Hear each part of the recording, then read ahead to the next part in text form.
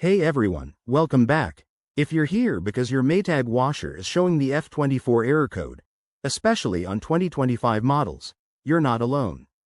This frustrating issue can halt your laundry day in its tracks, but don't panic. In this video, we'll break it down step by step so you can get your machine running again quickly. First things first, what exactly is the F24 error?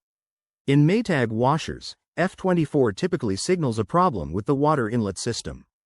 It means the washer isn't detecting the proper water flow, which could be caused by low water pressure, a clogged inlet valve, or even a kinked hose. This error is common in models from 2025 due to potential sensor sensitivities, so let's dive into troubleshooting.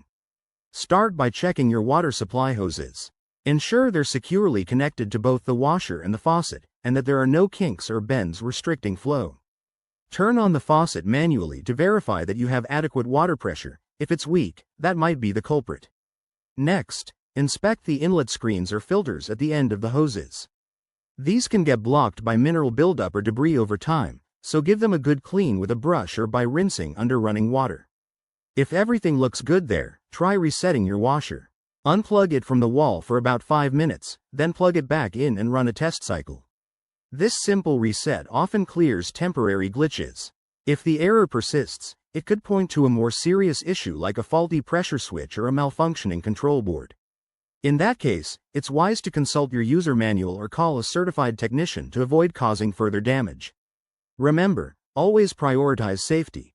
Never attempt repairs if you're unsure, and keep kids and pets away from the appliance. By following these steps, you should be able to resolve the F24 error and get back to your chores. If this video helped, hit that like button, subscribe for more handy tips, and drop a comment below if you have questions. Thanks for watching, and see you next time.